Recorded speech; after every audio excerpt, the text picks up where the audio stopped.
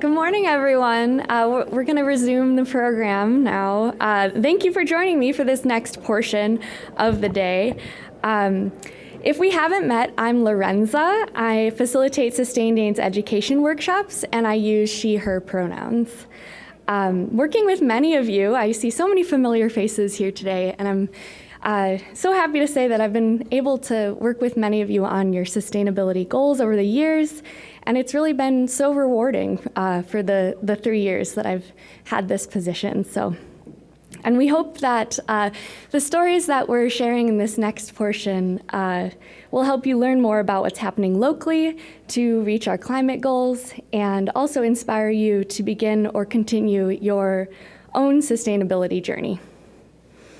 So before we hear from these speakers and get talking at our tables, because that's a big portion of this segment, I'd love it if everyone would stand up and reshuffle and sit next to somebody that you don't know, someone that is not your coworker, not your friend.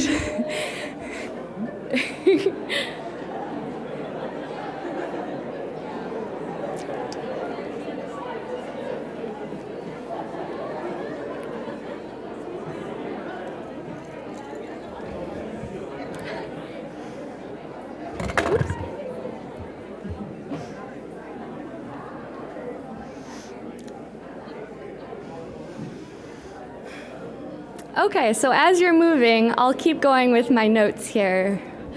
The presentation today will feature a group of local leaders who will quickly share stories of their successful sustainability projects, and then you'll have a chance to discuss and brainstorm at your tables. Each presenter that we're featuring has 5 minutes, so it'll be really quick.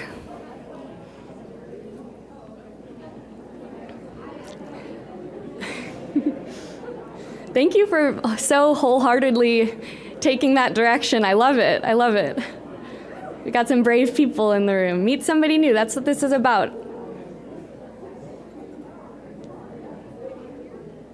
All right. So we'll have group number 1 here, and then we'll pause for discussion among your table and with your new friends, and then we'll have group number 2 and pause for some more discussion. So we've got 5 total stories to tell. And if you have questions for any of the presenters here today, I encourage you to connect with them after the program during the lunch portion, because there will be no formal Q&A during this section. So up first in the roundtable, we have 3 speakers who participated in our workshops at some point. The workshop is our Accelerate Sustainability workshop, if you haven't heard of it. It's a professional development opportunity that goes through sustainability as a framework, local case studies that we've seen throughout 12 years of running programs like these, and strategies for change making at your organization. So new this year, we also included some information on the Inflation Reduction Act and some upcoming incentives, and that will continue into 2024. The goal for that program is for participants to have the knowledge, the plan, and the support and community to take action in their business or at work in their organization. So for the 4th year in a row, 100% of the participants, which you can see on our break slides, they would recommend the workshop to a friend or colleague. So I invite you, if you've already been, to join us again. If you haven't, join us, and also to invite a friend or colleague to our next workshop, which will be held in April of 2024. Yeah, and we'd love to have you there. I'd love for it to grow to be the size of this room. That'd be amazing. So first up today, we have Ben Reynolds, the Director of Operations at Reynolds Transfer and Storage, who will share the story of their continuously expanding solar installations and their process of using financial incentives to making that a cost-effective climate solution. And then I will be sitting over there, and they'll be kind of rapid fire without me introducing them in between. So next up, we'll hear from Cynthia Moore from the Madison Eastside Housing Community, Linden Co-Housing, who will talk about their community's waste reduction projects and more. And then we'll hear from Cheryl DeVelt, Environmental Education Manager at the Madison Children's Museum, who will talk about how sustainability touches every part of their museum operations. So take it away, Ben. These are their lovely faces. You see them right here. And here we go.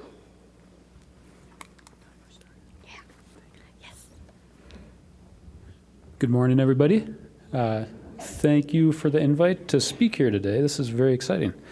As Lorenza alluded to, I'm up here to talk about our sustainability program, solar specifically, and I do want to give a quick shout out because the solar project, our first one, first two, I should say, actually came out of Sustain Dane's Empower program. So that was a precursor to the current workshops. And made the connections in those programs that we needed to not only find an installer, but also get set up with the financial incentives that went along with it. So inspired by Diamond, I'm going to back up a second and just talk about who we are as a company, how we got to where we are today, which is with almost 8 years of sustainability programming. So us at Reynolds Transfer, we're a moving and storage company. We've been in the Madison area since 1888. I represent our 6th generation of family ownership to be involved in the company. I've got 2 sisters here today that are also crucial parts of the organization. We moving and storage, so think everything from boxes, files, slides, really small items, all the way up to large things, 600,000-pound transformers, that sort of stuff. So we literally run the whole gamut, and as such, we have a whole variety of environmental impacts that go along with that.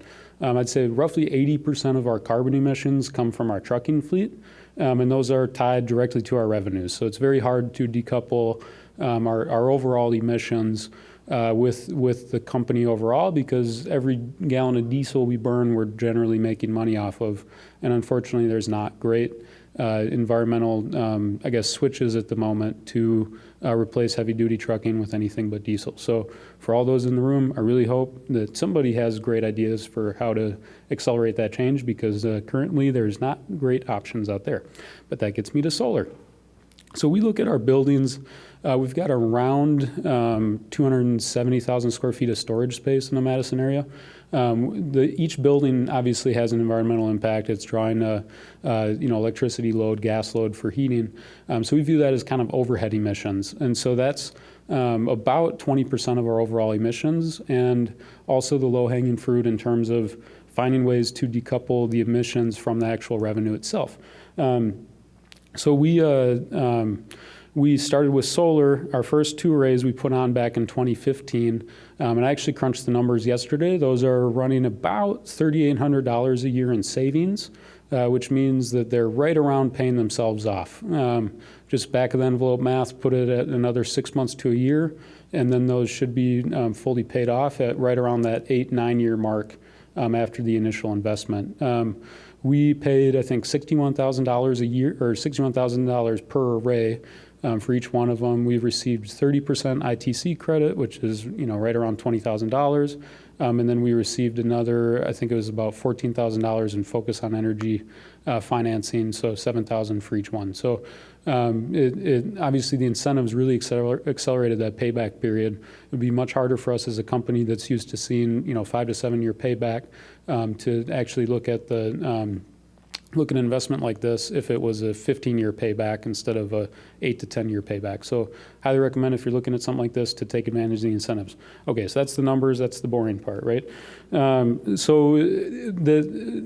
think honestly the low-hanging fruit for most of the people in this room are the other things that we've done to try and drive down those building emissions. We've installed LED light bulbs. I just looked it up this morning.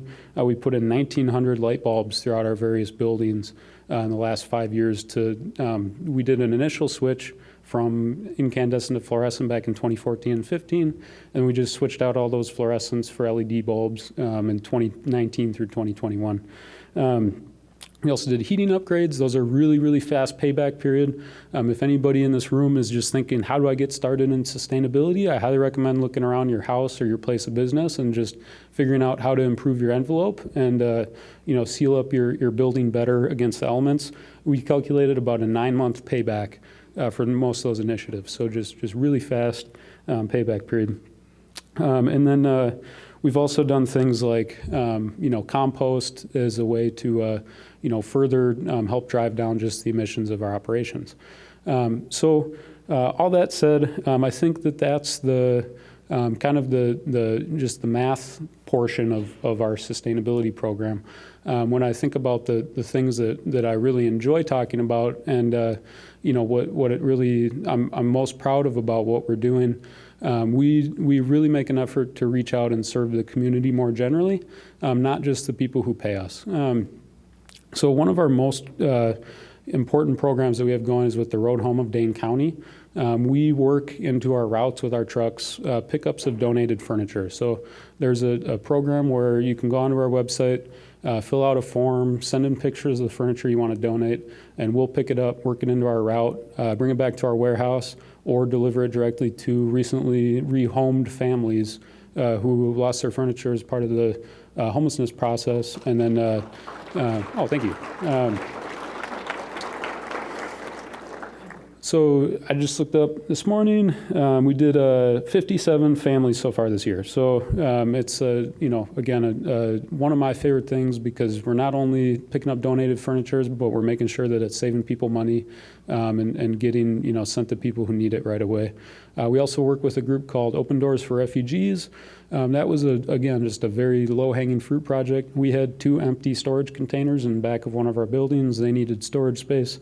We gave them a key to our yard, and now they can use those containers to, go and get donated furniture and then deliver them to recently resettled refugee families. So again, just trying to think of ways that we can help the community and just help people recycle. We do blue bins, so trying to cut down our cardboard consumption. We have a blue bin program, which are really heavy-duty plastic totes. And closing remarks. All right, wonderful. Well, thank you all for your time. I enjoy the conference.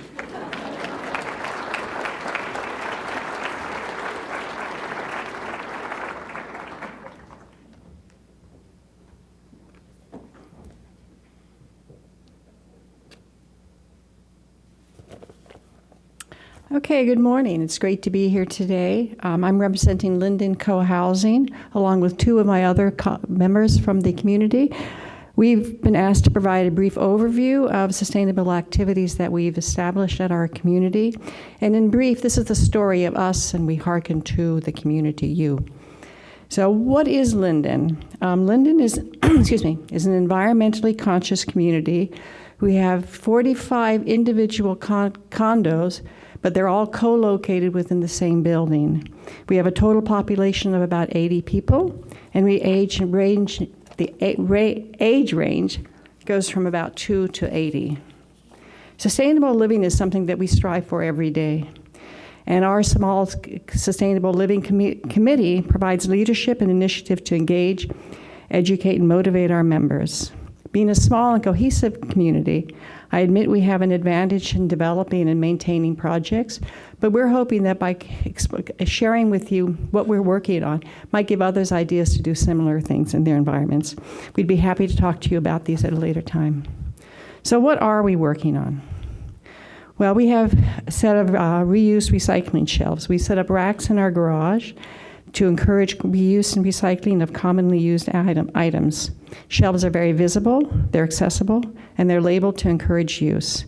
And while many of the items on that rack are recyclable through the municipal program, we try to encourage reuse before recycling. So some of the items that we recycle include paper grocery bags, and man, those go fast. Newspaper, and I was surprised how many people read paper newspaper still. Single-use plastic bags, other flexible film, plastic containers, and discarded tools. Committee members take the items that aren't used by our members. We take them to local grocers, retail stores, and also to Goodwill and St. Vinny's. We periodically need to remind our members that reduce is higher on the hierarchy than recycle, and that when you recycle, it needs to be clean and dry. Okay, we also do composting. So we're in our 4th year of composting at Linden. All composting is participation in composting is voluntary. We started out 4 years ago using a compost service, and after 1 year, some of our members started a composting operation. It took a while to master the art of composting. It's not as easy as they make it look in the brochures. But we've gotten pretty good at it now. It's still voluntary, but we've greatly increased usage, so much that we now divert 1,000 gallons of food waste from landfills over the summer months, and then during the winter months, we use EarthServe, which is a local composting service. Our composting costs have gone down. We pay about $4 per household per month. Water and energy saving. This was much more challenging. The objective is obviously to promote water and energy savings. We were hoping to be able to use billings and things from the companies, but the way that their billing is tracked, it was really difficult to be able to discern who's using what, when, and where can we get our savings. We met with MGE and focused on energy, and we've come up with easy, simple steps that people can take in their own community, their own units to reduce their consumption, and then things we can do community-wide, such as lower the thermostat for common areas when they're less frequently used. We also do a lot to minimize food waste. So recently there's been a lot of well-deserved attention to the problem with food waste, the huge amount of food waste that's going to landfills. And in landfills, it's a significant contributor to greenhouse gas emissions, and it's also a huge waste of resources. For example, it's estimated that American households are estimated to lose somewhere between $800 and $1,800 annually from food waste. Community members have written articles highlighting the problem, providing tips on how to reduce food waste, and asking other members to share their tips for their community at large. We have a giveaway shelf for excess produce from community shopping or individual gardens, and we send out email alerts when food is available so that it doesn't go bad. We plan later during the year to provide some demonstrations on how to preserve foods, especially those that come from our community gardens. We also seek to minimize the use of toxic chemicals. We provided a list of FAQ of alternatives to toxic cleaning supplies, and we encourage members to use organic methods for yard and gardening projects, and also in our community meals. Finally, education and information sharing. This is essential. As we learn more, we share what is learned through communication networks that we have internally on our website, and we have a bi-weekly newsletter. We've also hosted all community educational events. We've invited MGE to come and talk to our community and answer questions. And we've done a tour of the Dane County landfill, which is always very popular. Two areas that we're hoping to learn more about include the cost and use of heat pumps as an alternative to our current heating system, and we're also exploring the potential for car sharing. That is the end of what we're doing, but we certainly hope that you have ideas or you come and talk to us later during the event and share what you're doing or get more information from us. Thank you.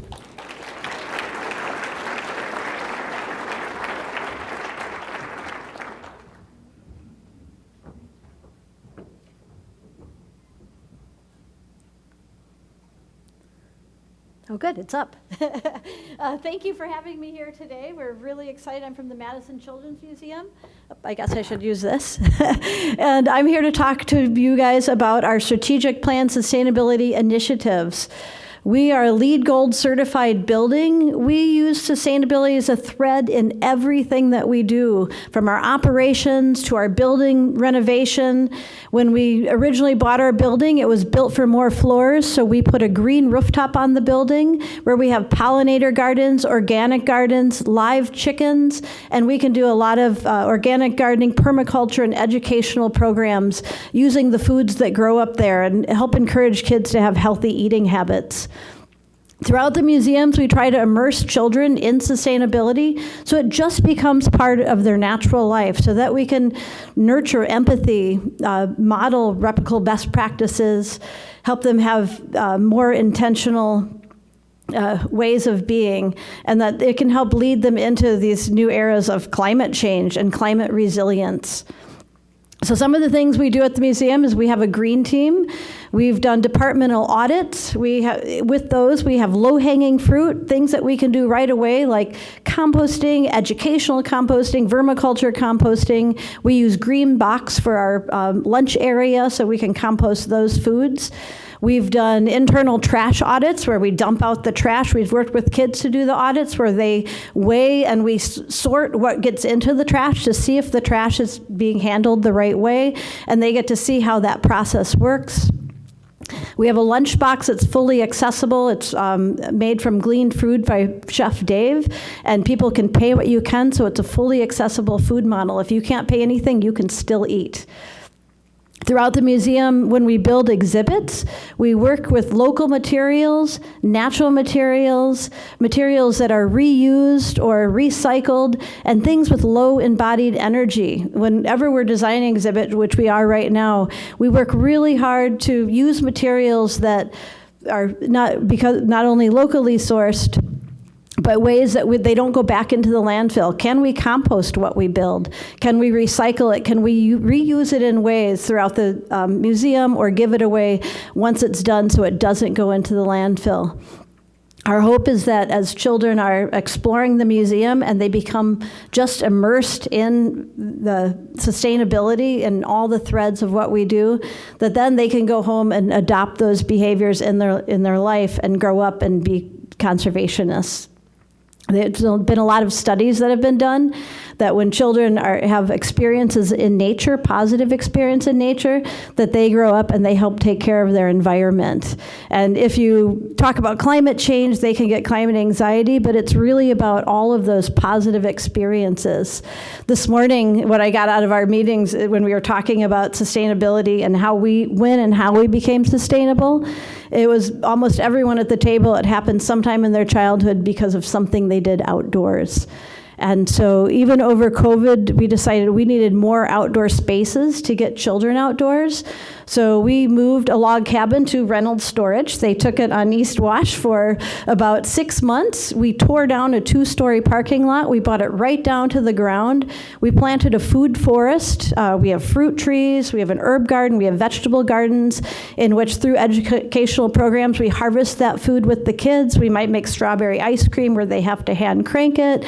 We have a bike blender where we might make pestos and smoothies, different things from the gardens. And so the things that they grow, we encourage children to eat while they're there, but we also do different varieties of food programs with it to encourage them, and send seeds home so they can do seed saving and plant gardens in their own houses with the seeds that we save. So they help us collect and save seeds, and then we share them out in the community. And I think that there's so many things we do. So I 1 minute left. I couldn't see her. I'm not quite as tall. With climate change, we're also working on a national project with 9 other museums called Caretakers of Wonder. It's a climate change project in which we're doing a developmental profile of children birth to 3 or birth to 8 of how to teach them about climate change. We're doing a carbon reduction audit. We have solar cells on our rooftop. We recently just purchased more solar shares. And through the carbon reduction audit, we're hoping to go carbon neutral in the next 5 years. With our green team, we're working on all those low-lying fruits to monitor those, but also setting those long-term goals so that we can be as green as we can and also share with the community, and for the health and well-being of the community, continue sustainable practices. And thanks for having me today.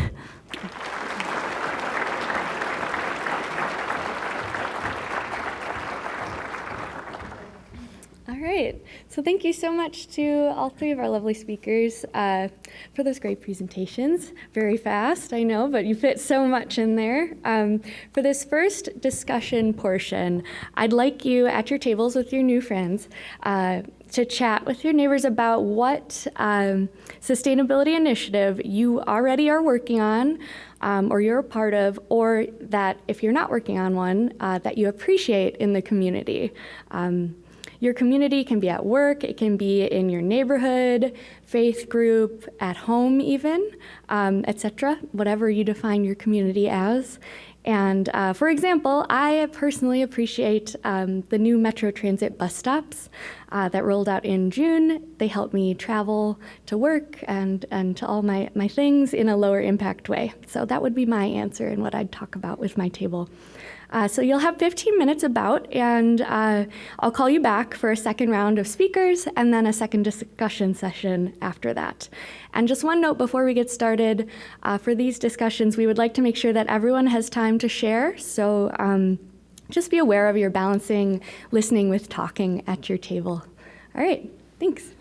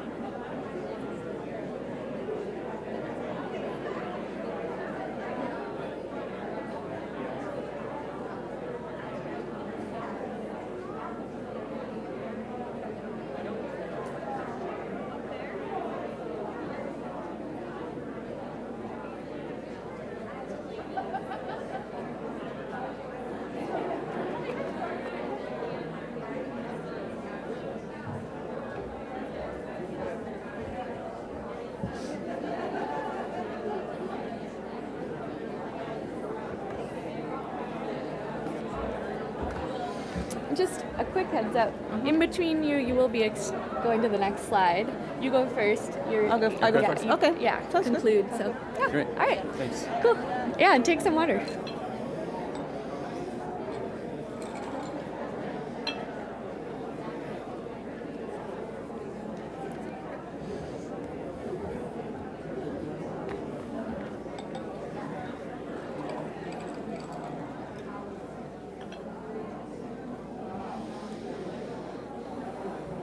All right, if you can start wrapping up your conversations. We've got 15 minutes under the belt there.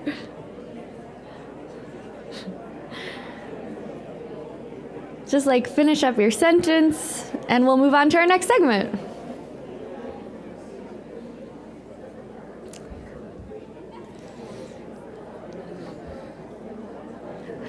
Okay. I love that you love talking to each other, but don't worry, there will be another 15 minutes before we go to lunch. And guess what? Lunch is full of talking also. So now we're moving on to the next segment of speakers. First up, we have Christina Carvajal, founder of Wisconsin Eco Latinos and the facilitator of the Latino Academy of Workforce Development's bilingual leadership training on air quality and recycling this year. And after Christina, we'll hear from Paul Schechter, executive director of Sunnyside Development, who participated in our Efficiency Navigator program through Zapata Cooperative, a project focused on affordable and sustainable housing. So I'll invite Christina up first.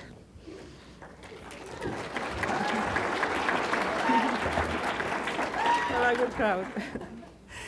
Well, good morning, everyone.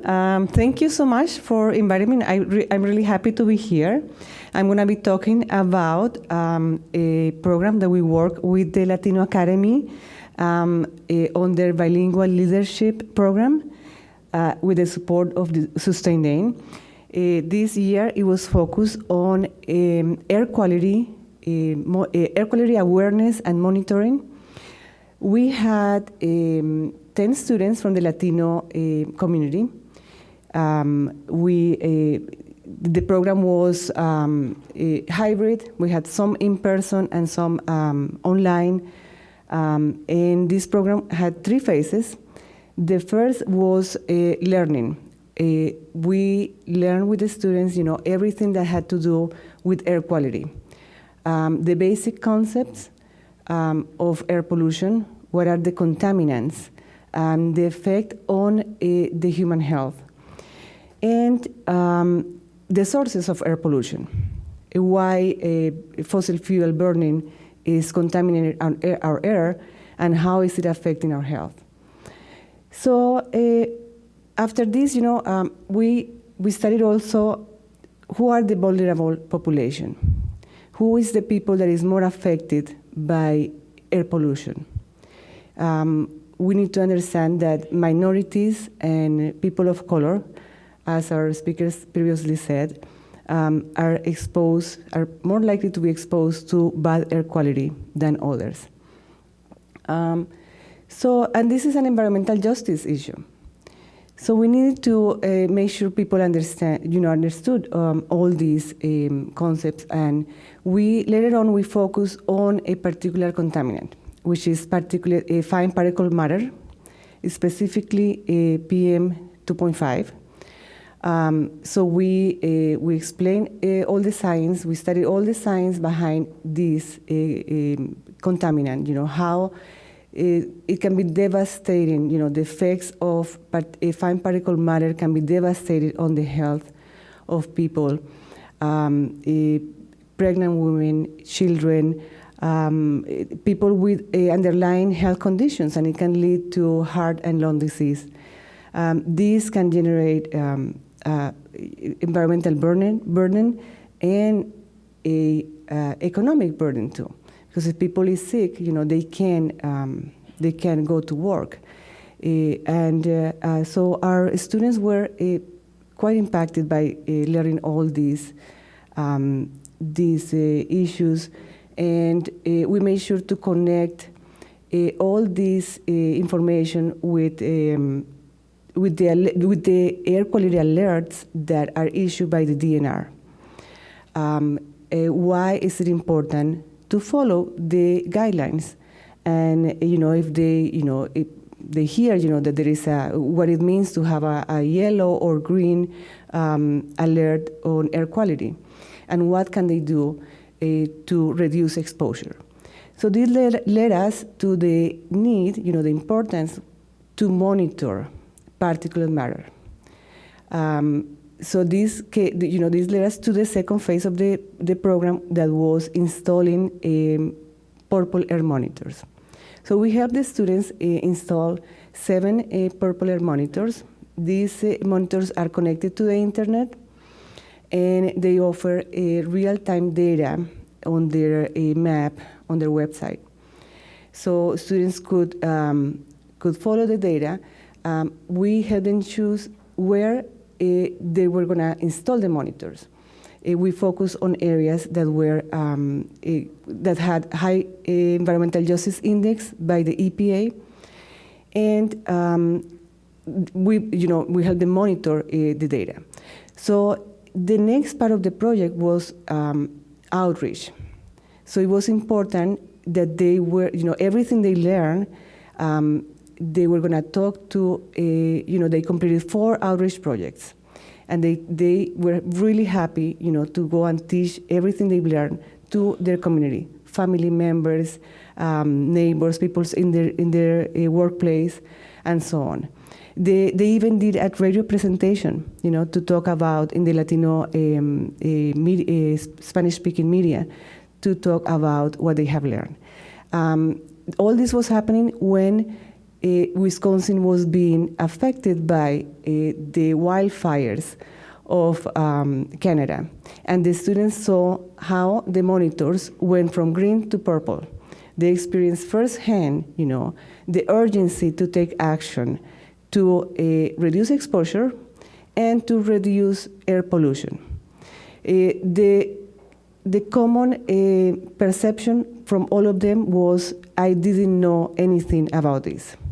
They didn't know how important it was to follow the air quality alerts and to reduce exposure and to take action to reduce carbon emissions.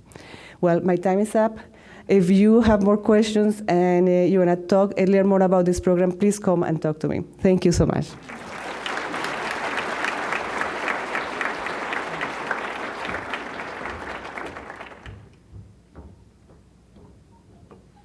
Hi, everyone. My name is Paul Schechter. I'm the Executive Director of Sunnyside Development. I need to press forward. And we are a nonprofit whose mission is to provide affordable, sustainable housing in Wisconsin. I started this organization about 5.5 years ago because I noticed that the affordable housing industry is massive. It's a multi-billion-dollar industry across America, mainly fueled by tax credits provided by the Reagan administration in the 1980s. And it's big business. There's many millionaires, tens of millionaires that come out of this industry. And it does create affordable housing, and that's great. But there's also, I think, a lack of community engagement and sustainability. And that's one thing that I really wanted to see more of. So we currently have 4 projects under development. The smallest is Zapata Cooperative. And cooperatives, by definition, are community. A cooperative is member-owned. And there's actually 22 co-ops in Madison. It's a little-known fact. Housing cooperatives, they date back to almost 100 years. But they kind of select for a particular demographic in a particular part of town, usually campus or the Near East Side. And it's usually educated white folks. So a couple years ago, we were approached by a brother and sister from Mexico who live in one of the downtown co-ops. And they said, we love this community, we love the communal meals, the affordable rents, et cetera, but we don't have much representation. And we would really like to develop a co-op that is not downtown, but is in an area of town that it has thriving Latino culture and people. And so we said yes, and we partnered, and they came up with the name Zapata Cooperative. We applied for a grant from the City of Madison and were successful in receiving about $550,000.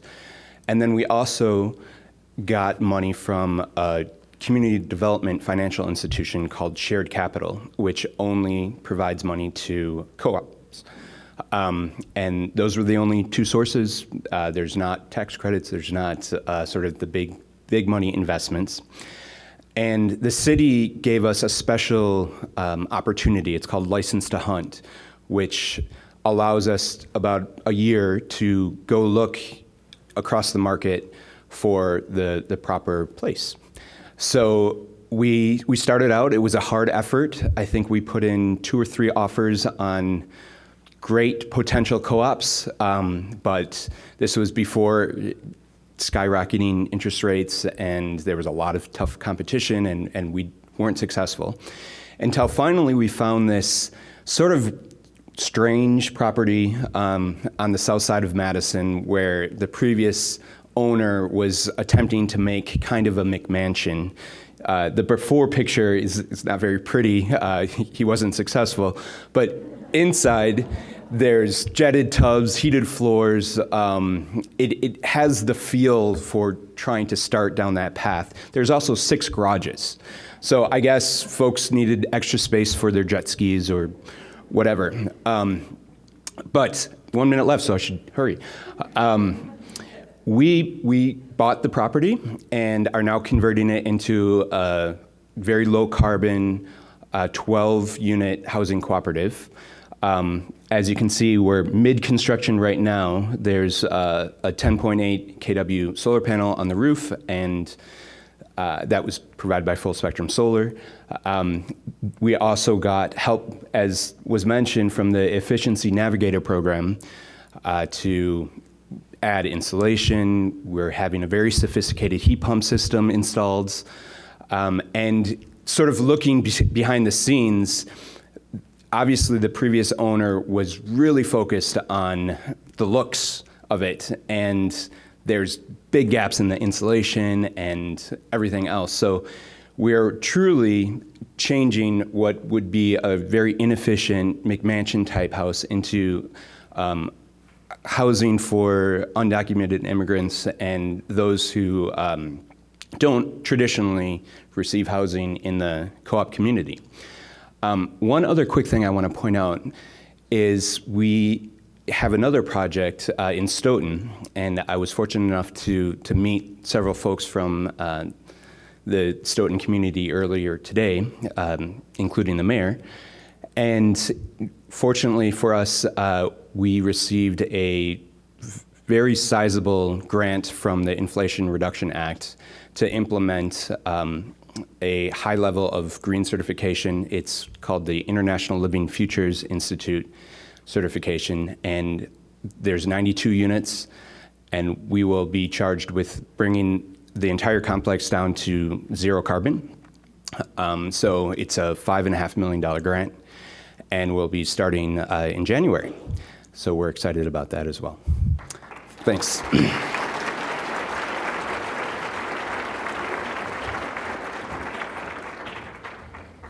Okay, thank you, Christina and Paul, for sharing those inspiring stories. For our final discussion here, I ask that you think about a potential project you would like to happen at your organization or in your community, however you may define that. What have you always wanted to do for sustainability? What's that kind of pie-in-the-sky idea? Or what project is most exciting to you? In our workshops, I like to emphasize the power of making a commitment to taking an action. So take the inspiration that you got from these presentations here today and make a commitment. When you make a commitment, you're signaling your brain how you would like to be, what you would like to exist in the world, and your desired actions are much more likely to happen because of that. So one study shows that 92% of people are more likely to take action on something that they publicly commit to. So this is the space for that. So our prompt is, what is a commitment that you would like to make in your community? For example, if I were to answer this prompt, I would say I commit to starting seedlings this year for my community garden space to support pollinators and have local healthy food. And remember, at Sustain Dane, we love to say this. We believe that change happens when inspired people take action. So I hope you take the inspiration you've had today and put it towards that commitment. All right, so about 15 minutes with your table, and then just a few words from us after, and we'll break for lunch.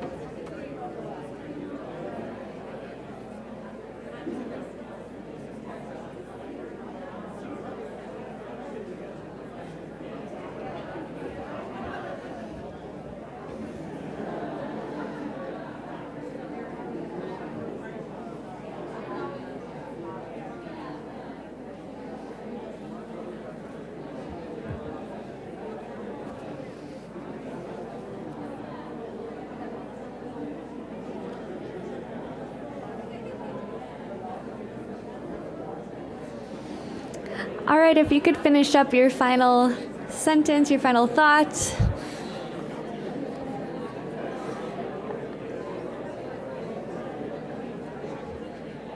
Oh, that's next.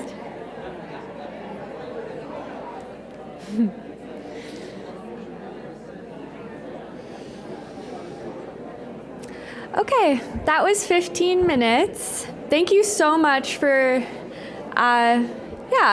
these great conversations. So the team has been texting me, and I'd like to share a little bit about what people around the room are talking about. I love hearing these ideas. It's my favorite part of my job, what people are inspired to do. And I've got some of them were texted to me. Somebody committed to taking alternative transport in the winter. It's a hard thing to do, but the more you do it, the easier it gets. Someone committed to gardening next summer. Salt brining sidewalks instead of salting them. If you have questions about that, I'd love to answer that. Planters around bike paths to make it safer, putting in rain gardens, asking for a rain barrel for a Christmas gift. I love that. Coming to more programs, SD programs. Oh my gosh, that's great. We would love to see you all at our 2024 programming. Keep an eye out for our newsletters because we will announce the 2024 dates upcoming. So, all exciting ideas, and thank you so much for sharing. But before we break for lunch, I have one more thing to talk about. I want to invite Teal Luke up to the stage to talk about that art piece you've heard about this morning. You're all encouraged to add your thoughts to it. It's out on the Grand Terrace. You can't miss it, right in the middle. And possibly buy a raffle ticket for a chance to win it. You can donate it to another org. You can put it up in your house. I'd love to see that. And TL, come on up and talk about the inspiration for this piece.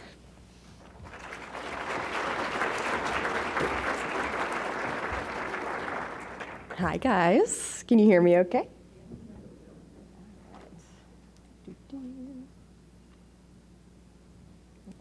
Just have a few notes to myself. Well, first of all, my name is Teal Luke. I'm a professional illustrator here in Madison, as well as a small business owner and commissioner with the Madison Arts Commission here with our city. So it is so nice to be here. This is my second Sustain Dane summit that I've been to, and the first one I was at, it was actually because of another Sustain Dane collaboration doing the Madison Beast Cycle art bike, if you guys remember that. Our bike is actually still on the road, despite it being a couple years old now, so you guys have maybe already ridden it. When they asked me to participate in this summit, we got together to discuss what an interactive art piece might look like for the summit. So I was pulling a lot of inspiration from prior summits, especially with the commitments that we have. So kind of pulling from there was basically where the bones of this whole project is. So you can see the art piece to the left there. It's also directly outside of these doors. But it goes, if we're thinking left to right, it goes from kind of this more rural into urban Dane County. We have our food and agriculture on the far left, represented by Wisconsin's main agricultural contributions, like corn, ginseng, cranberries, and string beans. Those are our top four. Also thinking a lot about, I'm from a very farm-heavy area, so thinking about farmlands and how important it is, the work that they do to help our sustainable rural areas. And then we shift over to energy. We have some wind farms, our turbines in the background, solar, we have a rain barrel. Happy Christmas, it's right there. And then also thinking about like human energy, the efforts that we put in, so having a farmer out there removing the weeds from the lake. If anybody has ever lived on a lake, you will know how annoying that is. But that takes a lot of energy, right? Central to the piece, we are thinking more about the ripple effect that we have in our communities, what we as as a community, communicates to our community. Having these public commitments, is a part of that ripple effect, right? And then that could also be, somebody was like, is that Lake Monona? And it's like, yeah. But it really could be any lake in Wisconsin. Watch out, Minnesota. So as we shift now closer to the right, we are going into investments in transportation. With investments, I was thinking about, supporting local. Keeping the economy in our communities is one of the most sustainable things we can do. It is hard to do sustainable actions if you can't afford rent, if you're not making income, that sort of thing. And also investing into more energy, right? So we have, for example, I'm so proud of our transit system here in Madison being so green, so sustainable. So having a Metro Transit bus up there, having our Madison B-Cycle, and also thinking about road infrastructure, right? Thinking about all of these components that make a sustainable community. This is an interactive art piece. The way that we are interacting with it is that there are actually on the bottom a bunch of petalless bud flowers, a bunch of flowers that have no petals on them.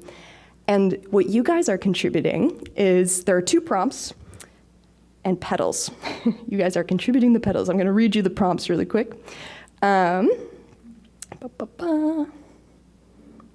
you guys love this. Me looking at my phone. Okay.